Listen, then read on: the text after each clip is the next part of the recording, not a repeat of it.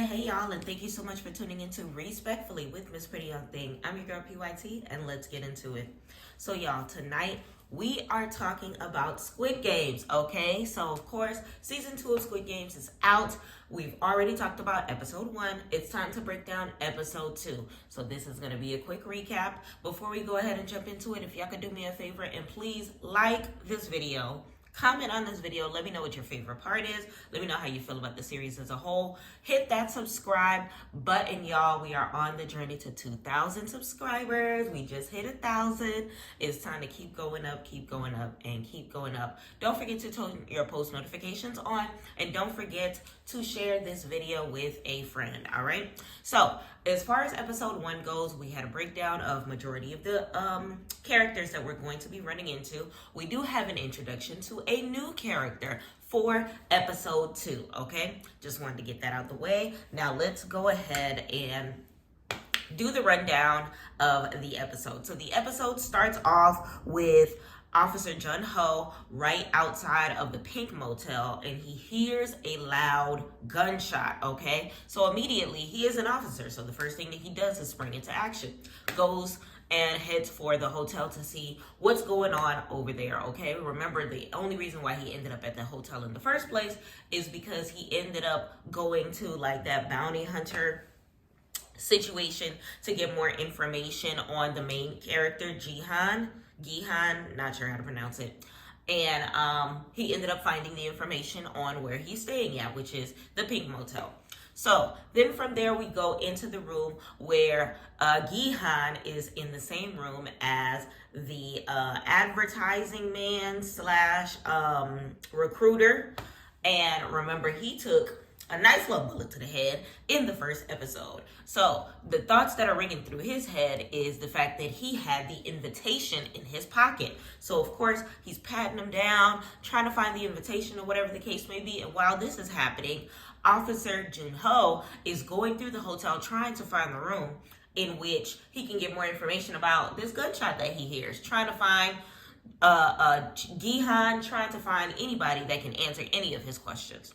So he ends up going into a room in which he finds Woo tied to the bed. Now remember, Woo was playing rock, paper, scissors, takeaway 1 with the recruiter, which ended up getting Mr. Kim taken away. Rest in peace. We smoking on a Mr. Kim pack, unfortunately. All right. So he ends up taking away his mask and asking him, like, where can he find Gihan? And he told him what room number to find Gihan. First of all, Mr. Wu, you are a snitch. Okay, why are you telling this man his whereabouts? Later on you talking about don't trust the police, but you over here giving the police his whereabouts? Like, anyway, so in the other room, Gihan ends up finding the invitation in the recruiter's pocket. But of course, at the same time that is happening, Officer Jun Ho, freeze! You are under arrest for potential murder case, okay? So while he is, giving him his rights, reading him his Mirandas or whatever they're called in Korea, Woo springs into action and hits him upside the head with a what's it called, fire extinguisher, to kind of sort of get Gihan back on his feet in this circumstance. So basically from there, Gihan is like, hold on, how the heck did you get in my house? How all of these random people got into my house? And Woo was just like, hold on, calm down. You are Mr. Gihan, right? I work for you. I'm one of those people that was sending in the pictures to let you know, whether or not we found the recruiter that you said for us to look at in the subway station. I'm the one that was in communication with you with Mr. Kim. And then he rolls over just to realize the recruiter, and we smoking on a recruiter pack. This man is unalived in the corner, okay? So he's over here catching a little temper tantrum or whatever the case may be, while Gihan is literally just trying to put 2 and 2 together, like, dang, like, okay, so the officer was able to find me, you was able to find me, like, a lot of different things going on in his mind. But the most important thing is he was able to find the invitation of the not the main character, the front man's whereabouts, so that he can get more information as to how he can go about his duties and his mission to shut down the game. So now from there, we are introduced to a new character. I'm gonna go ahead and call her Kang, I believe is what her last name is. And if I ever forget her name, y'all, her nickname is going to be Sister Soldier. And we are going to let y'all know why in a second. So she is basically going through a period of homelessness. She's low on cash. She's utilizing majority of her cash in a mission to find her child, okay?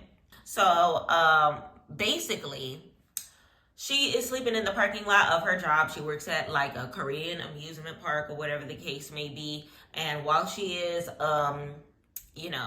laying in the car or whatever, she gets approached by a security guard. And the security guard's like, hey, hadn't I catched you out here before? You're not supposed to be sleeping out here. I'm risking my job letting you do this. You need to go somewhere else. She apologizes and tells him that, it's going to be the last night that I'm going to be out here or whatever the case may be. But of course, she ain't got nowhere else to go. So, at this point in time, he just got to go on and get because she got to figure out where else to park her vehicle. All right. So then we go back to Officer Junho and Gi-han, which Gi-han has Officer Junho like tied up, I guess you could say, in the tub. And he's basically questioning him, where do I know you from and things of that nature. And then he realizes that he did meet him a time before or whatever the case may be. And remember, they locked eyes in episode 1, in which he met him outside his home or something like that. And Officer Junho reminds him, no, that's actually the second time that we met. The first time we met is during the games when I was posing as one of the soldiers. Listen, this freaks Gi-han out. So you one of those dudes that was in part of the game. And he was like, no, I was actually trying to infiltrate the game so that I can find the whereabouts of my brother, In-ho. At this point in time, he doesn't know that In-ho is the front man or whatever the case may be. So then that's when Gi-han ends up letting him know, look, I don't play the game. I'm just trying to get back into the game or whatever the case may be. I'm not the one that took out a homeboy over there. He took himself out by losing a game against me or whatever. So then from there, he lets him know that there was an invitation for him, so he knows how to get to him, okay? And the officer immediately says, I can help. I've been inside. I've seen some things, and I can help. Immediately, Woo is just like, F the police, leave him where he is. The police don't do nothing but shake the table and then end up using your legs as the legs of the table. So he's just like not feeling him being a part of the circumstance. But Officer Junho reminds Gi-han that he's seen things that he hasn't seen by way of him, being able to see, the behind the scenes of the Squid Games since he was undercover as an officer, whatever the case may be. So before Gi-han gets an opportunity to say no, he is swayed in the opposite direction. So they are going down the hallways of the hotel, and all while Woo is trying to convince him, F the police, still the police ain't did nothing for me. I ended up getting arrested in a case where a dude was trying to rob me. During that whole conversation, Gi-han is leading them to a room where his resources are located. His billions in Korean dollars, millionaire in America, but a lot of money that I ain't got nonetheless. So immediately, Woo is just like, whoa, you wasn't capping. You really wasn't capping. There really is a Squid Game. This really wasn't a joke. I really wasn't taking pictures at the subway station for no reason. So then he was just like, oh, I got the money to be able to supply y'all with whatever y'all need so that we can get this done. I can give you the funds when you help me capture. And they were both just like, no, it's not about the money. I'm just trying to get my brother. That was what Junho said. And Woo was just like, it's not about the money for me either. I watched Mr. Kim get taken out right in front of my face. At this point in time, I just want revenge for my friend. I think he officiated his wedding or was his best man or something like that. So it's personal for him. So then from there, they're just like, okay, so we got the money, but do we have the resources? That's when Gi-han takes him to his room where the weaponry is located. This man got pistols. This man got AKs. This man got rocket launchers. I know he got rocket launchers. I don't know nothing about, weaponry. But nonetheless, he had a bunch of stuff there. And they were just convinced that it was just like off the black market and they probably didn't work. And he was just like, Officer Junho was just like, okay, so you bought these random stuff. How you know that they even work? That's when he unveils, boom, boom, boom, boom, boom, his homemade range. So basically what he did was he took the basement level of his hotel or whatever, blew out all of the walls and created like a long room of like maybe 4 rooms wide gun range or whatever the case may be. And honestly, it was dope as hell. This man immediately starts to his targets and hands him the weapons like, look, they work. Trust me. And honestly, that was the most gangster scene that we got out of Gihan for the entirety of this series, okay? Get into it. So then from there, we're going back into the life of Kang, which is Sister Soldier, one of the female characters of the show, or whatever the case may be. So we're live from her job. She is a character at kind of like a Korean Disney World. That's the only way that I could put it, like kind of like a carnival type situation. And she is a big pink bunny, okay? So their job is to just hand lollipops into the crowd, onto the kids that are on looking the parade or whatever. There's this one specific girl who happens to be the daughter of one of the employees at the same carnival, okay? So from there, she is trying to get the attention of one of the people so that she can get her candy. One of the mascots kind of pass by and don't pay her any attention, but the bunny ends up laying eyes on her and hand her a lollipop. So immediately she takes a liking of the bunny because, you know, she's getting unnoticed by everybody else, but the bunny immediately notices her. So on the back end of her job or whatever, of course they got to get out of these costumes. These costumes are hot. These people hate their jobs. They just working because they got to work, okay? So while they are demasking, mask off, okay, mask immediately has to get on because the little girl has wandered her way to the back rooms of the carnival.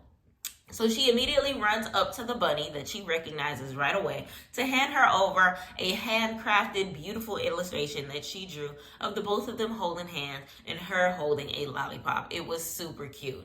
So she immediately, you know, this is Kang under the bunny mask, of course, tells her thank you, I guess, in sign language. I don't want to be racist and say she is. I don't know. It seemed like she was kind of sort of signing her a thank you for the gift. And in the middle of her doing that, the little girl notices the slashes on her wrist. So she touches her wrist and says, "Is Bunny okay?" She immediately snatched her hand, or whatever the case may be, and one of the other workers ends up coming in, demasking himself, which happens to be the same character that walked past the little girl in the first place. So he looked at her, she looked at him, and they looking at each other dead in the face, and the little girl busts out crying. Okay, so he tries to put the mask back on. Piggy tried to put the piggy head back on. Okay, the same pig that I said before that ignored her. Keep that in mind. And all while this is happening, her father ends up coming into the room and realizing, you know, that his little girl is there, reminding her that she should not be wandering off, apologizing to all the workers, and taking his daughter with him. Okay. So then from there, we move over to Gihan, the main character, who is now watching from a distance. I want to say it's his grandmother, okay, who is still working the same booth that she was working in, you know, making her humble living or whatever the case may be. And I think it's one of his children, his son, who is going, I guess just finished spending time with his friends. She's offering him food, and he's just, you know, getting choked up watching the interaction between his family, who he hasn't had the opportunity to speak with in over 3 years. So then we break off into a scene where Gihan visits a broker who's running a side mission to find, I guess, some other members of his family or whatnot. And basically is offering him more money, more resources to be able to get that situation taken care of. So as he is leaving the broker's office, who is entering the broker office? None other than Kang, aka Sister Soldier, who, like I said, y'all gonna see why I gave her that name. So she is entering the broker's office, and apparently it's not her first time at this broker's office. This broker is extremely fed up with her presence, actually, because apparently she doesn't have enough money or any good enough proof to be able to show that her child, and which is who she's looking for, is even alive. So the backstory with her, it seems like she has fled to South Korea from North Korea. She used to be a soldier in, I guess, the North Korean army or whatever the case may be, got into a situation with one of the captains, ends up shooting said captain, flees to South Korea to keep from being captured or punished or whatever the case may be, and had to sacrifice her growing relationship with her 1-year-old daughter, I think it is, or son, not sure, to be able to make sure that she can keep her freedom. So in the midst of that, of course, now she is trying to save money to continue the hunt to see if she can be reunited with her child. And basically the broker is just like, look, I never told you the child was alive. I said nobody found the child's body. But at the end of the day, the child was 1-year-old by itself. It's a slim to none chance, basically, is what he's saying, that the child is still alive. But of course, she still has a glimmer of hope, okay? So we go back into her in her vehicle. Like I said before, she does not have a home from what it appears. And she is extremely upset in the car, looking at pictures of her and her baby daddy and the child, or whatever the case may be. And she takes a handful of pills, looking like she's about to take herself out, honey, okay?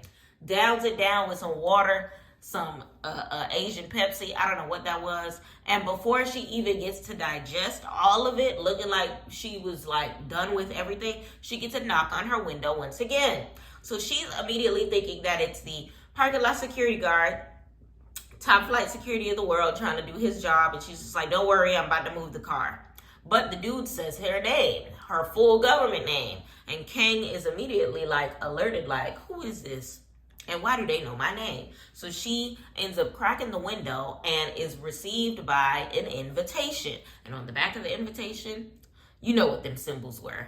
So from there, we go ahead and give a glimpse into Officer Jun-ho. So Officer Jun-ho is visiting the grave site of his late sister-in-law, which is the wife of his brother In-ho, okay? So it's giving, she lost her battle to some sort of cancer or whatever the case may be, and he visited the grave to change out her flowers. And changing out her flowers in his mother's perspective was a way to check to see whether or not In-ho was still like around and still caring about family and still had his priorities in order. But of course, the flowers were dead by the time he went to visit the gravesite, so he changed them himself and kind of sort of was there remembering the good times with his brother. So he goes home, has dinner with his mom. His mom is still kind of sort of hopeful to see him again and is kind of like regretting the life that she provided him, or feels like she didn't do enough. Because apparently In-ho is like a foster or adopted child, and Jun-ho, Officer Jun-ho, is the blood relative of the mother. So she's over here doubting her position as a mother, thinking that maybe she cared for Jun-ho more than In-ho, or she, didn't do something right for his life to have ended up the way that it did, for him to end up, leaving them.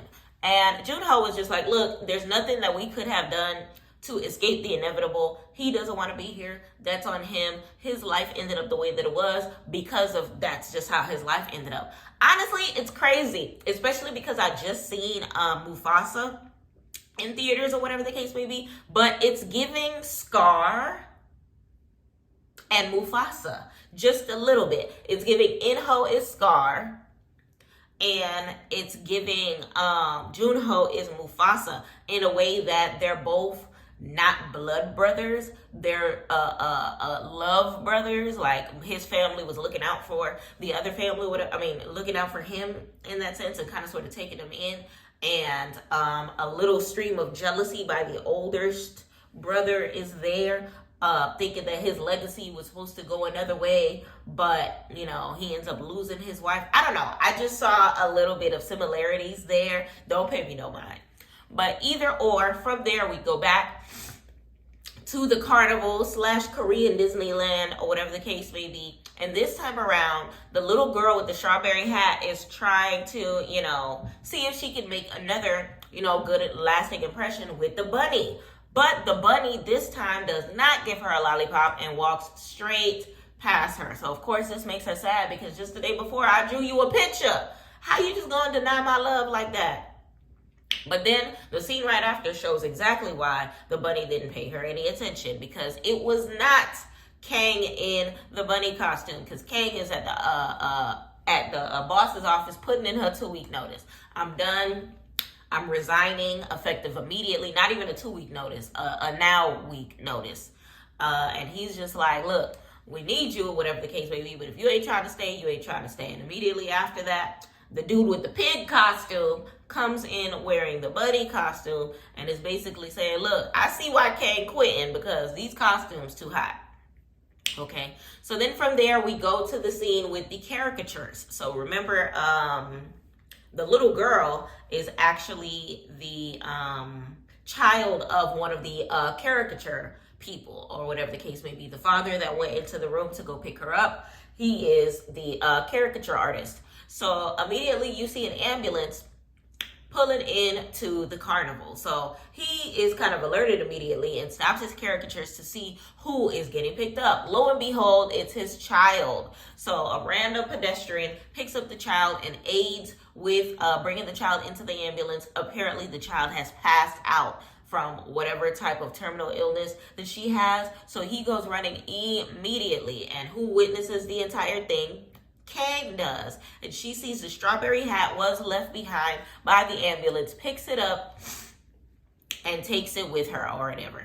So then from there we go into a scene where Jihan is back at the Pink Motel. They invite a dentist into his place, or whatever the case may be, and they are pulling out one of his back molars, okay, and replacing it, all right, with a fake tooth that has a tracking device in it. Okay, so basically Operation Squid Game termination, Operation Termination Squid Game, Operation TSG is officially begun. So they put the tracker in his mouth, they realize that it works, they pay off the dentist.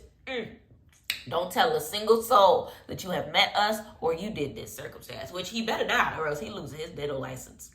So we go over to the hospital where the little girl is located. The father is trying to talk to the doctor about whatever the procedure has to be for her to get it done. But apparently it is not approved by their medical association, which would make it even more costly because insurance will not be able to fund it. And of course, he doesn't have the funds to take care of a circumstance like that. So Kang is listening into this conversation before she goes into the little girl's room. And I feel like her attachment to the little girl is the fact that maybe her child is now around the same age as this little girl, which I'm deeming to be maybe 3 or 4 years old at this point in time. And she goes to return the strawberry hat. She ends up leaving unseen, whatever the case may be. The father goes into the room realizing that the strawberry hat has been laid on top of his daughter. So we go back to the Pink Motel where the gun range is now being used by the bounty hunter crew, or whatever the case may be, that we know from episode 1, who was brought in by Wu, or whatever the case may be. So they're practicing or whatever because it's almost time to get into their phase of Operation Termination of Squid Games or whatever. So Jihan ends up getting introduced to one of the head guys, and they're kind of sort of, you know, making acquaintances or whatever the case may be. And after that, Jihan kind of sort of breaks out to make an important phone call. He makes a phone call to his home, and who picks up the phone? His child, okay? And he immediately gets emotional because it's one of those things where he wants to respond on the phone. He wants to say, I'm coming home. He wants to say, I love you. He wants to say, I miss you, but he can't, because until his mission for Operation Annihilation of the Squid Games is done, he cannot go home. So immediately, the child ends up, having to hang up the phone. So then from there, we immediately go into a scene where Kang is dialing the number that is on her Squid Game invitation, okay? And this is where it gets a little interesting. So she basically calls the number, says that she's interested, gets her address and the time that she's supposed to meet up, which is October 21st, okay? October 21st. I realized that there was a gap in between of about 10 days from her invitation and the invitation that Gihan had found in the pocket of the recruiter. Pay attention to that. So October 21st, she has to meet up or whatever the case may be. So she throws her invitation into the fire or whatever the case may be because she can't leave no traces of it. Probably a part of, their instructions. And she also throws the picture that the little girl drew of her into the fire as well. More than likely, that'll be traceable back to, the parade or whatever the case may be, and they'll figure out that way who it is. So I can understand the logic in that. But emotionally, I'm a little emotional hoarder, so I felt some type of way. But either or, it is now October 31st, American Halloween, which apparently South Korea also participates in. So Halloween parties all over the place in whatever city that they're in. And this is the night of Gihan's operation going into play. So he's supposed to be meeting up with the main front man at this point in time. So he's trying to set up the circumstance. So he has the tracker in his mouth. Wu is gonna be with him at the club, and the officer can't go into the club because they would recognize his face from season 1. So the officer watching from the car notices the pink suits going into the club. So he's letting them know on the walkie-talkie, yo, they're entering the club, they're entering the club. He immediately runs across the street, okay, to get into the club. The bouncer giving him issues because he thinks that this is a play officer, a Halloween costume. He's just like, sir, I'm the real deal, Holyfield, get the hell up on my way. So he gets into the club. Before Officer Junho gets to him, Gihan gets a run-in with a pink coat. So immediately, they kind of sort of signaling for him to follow him, okay? So while that's happening, Wu, with this stupid green horse head on, is about to end up trying to follow Gihan before he gets to the other soldier, ends up tasing him right in the neck. So he's knocked out at the bar of this club or whatever the case may be. So, of course, now it is up to Officer Junho to follow on foot before getting to his car to see where the hell this man went. And immediately he goes to the walkie-talkie and tells the other soldiers, listen, mission has begun, okay? Let's follow and see where this is going, all right? So, immediately, Gihan is following this man all the way outside of the building, which leads to the limo, which is the same limo that he has been in before, okay? So he enters the limo and they drive off, and of course, Officer Junho is on their tail. So Officer Junho, as well as the other, bounty hunters, are on the way to tail said limo driver, and they're following him over a bridge all around the city or whatever the case may be, while Gihan is sitting in the car speaking to the pighead. Basically, they're letting him know, I told you should have got on that plane. You had all the money you want. Like, what's wrong with you? Basically, and he's just like, no, it's not the end. So many lives were lost. I want this game to be over or whatever the case may be. And the others are thinking that this is going to be a scotch-free, easy-peasy, lemon-squeezy situation with them tailing the limo, right? Wrong, because a pink coat sniper is on the roof of buildings taking out their tires one by one, okay? So that part of the mission is done, okay? And Officer Junho says, have no fear. Officer Junho is here, and he continues the stretch of following the car, because by this point in time, the car is kind of going in circles, which honestly was a good plan on their behalf. You could tell this was meticulously planned for them to go over the bridge and then commence, the going in the circles exactly where the snipers were. They knew what time it was. So basically from there, Junho's car is immediately taken out because there was like a timed bomb up under it or whatever the case may be, which immediately stopped the car from having any sort of power. So of course, Gihan in the back of the limo has the earpiece on, has the tracker in, hears all of the craziness happening, and knows that the plan is not going according to, how they were supposed to. Him pulls out his weapon, okay, trying to be as threatening as he possibly can, and immediately starts shooting at the back window of the front seat of the limo. The pighead immediately says, who you think you is? You trying to save the world with a pistol. Jihan pulls out the only card that he has. I want to get back in the games. Listen, the pig kind of sort of was taken back. He was just like, what, cat got your tongue? You think you can't handle me getting back in the game? You don't think I know what I'm doing? And immediately he says, player 456, welcome back. Gas fills up the car just like it did from season 1. He is knocked out, and before the back of the limo immediately fogs up right when player 456, aka Jihan, is about to knock out, the back of the limo, what's it called? That little mirror that blocks between the front end and the back end of the limo lowers. And who do we see? Partition. Thank you, Beyonce. When the partition lowers, who do we see in the passenger seat? The front man. The same dude that he was talking through the pig of was right there front and center the entire time. So that when Jihan was, throwing them bullets through, trying to get through the glass, he was on to something. It was just bulletproof. So now we go back towards October 21st, I'm assuming, to Kang, Sister Soldier. She is driving her little minivan / her house / her mode of transportation, okay, to the area that they have told her to meet up at so that she can assume what she has going on. And immediately you would think that she is about to be player number 100, player number 225, but no. She gets into the back of these minivans, and the minivans have the cages of the soldiers in them. So she immediately goes into, I want to say it's cage 011, okay? And the 18-wheelers immediately get to going. I said minivans, I meant 18-wheelers, because in season 1, the players are picked up by minivans. In season 2, they're unveiling that the soldiers are picked up by 18-wheelers.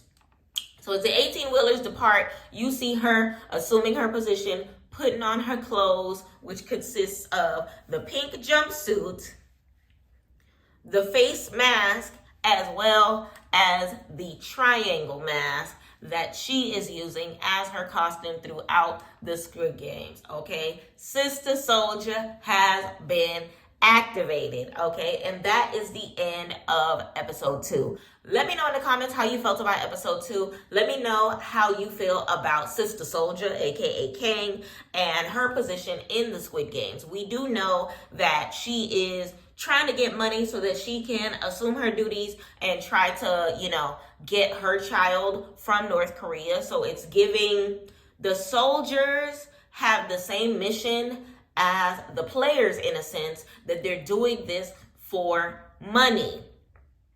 Keep that in mind for future episodes. And other than that, it's one of those things where Gihan is doing his best to kind of sort of infiltrate and use his wit and use his money and use, his resources to try to have one up on the Squid Games. Will it backfire or will it work? We shall see. But I appreciate y'all so much for taking the time to watch my recap. Please do me a favor. Make sure that you tune in for episode 3 that I will be dropping soon. Please hit me with a like. Leave me a comment. Let me know how you felt about the episode and about Squid Games season 2 as a whole. Go ahead and hit that subscribe button. Leave that post notification on and send this video to a friend. I appreciate y'all for tuning in right here with PYT TV. Respectfully.